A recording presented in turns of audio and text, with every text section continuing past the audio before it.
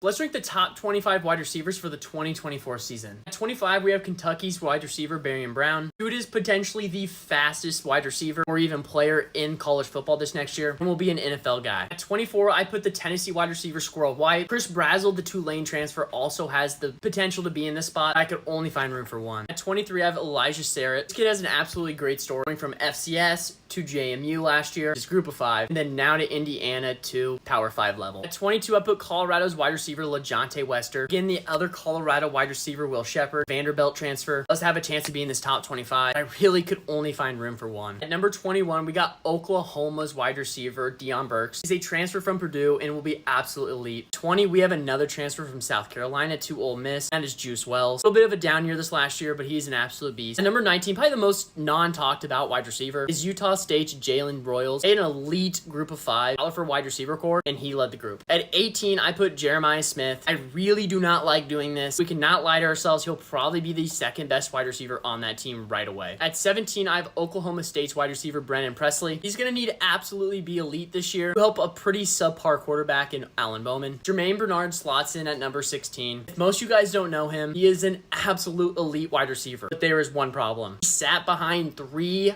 absolute beast at Washington, so he hardly got any shine. He will now at Alabama. Number 15, we got the speed demon Zachariah Branch. He is every cornerback's and safety's worst nightmare. Number 14, we got Nick Anderson. Oklahoma has an absolute elite wide receiver core this year. Nick Anderson's going to lead it. At number 13, we have Torrey Horton. He came onto the scene at that Colorado game last year and is potentially one of the best group of 5 wide receivers. Number 12, we have Miami's wide receiver Xavier Restrepo. He should be Cam Ward's number 1 target this year. Put up over 1,000 yards. Number 11, we have Travis Hunter from Colorado. Now, this is ranking him only off a wide receiver. I don't think he's personally as good as this top 10. Follow for the top 10.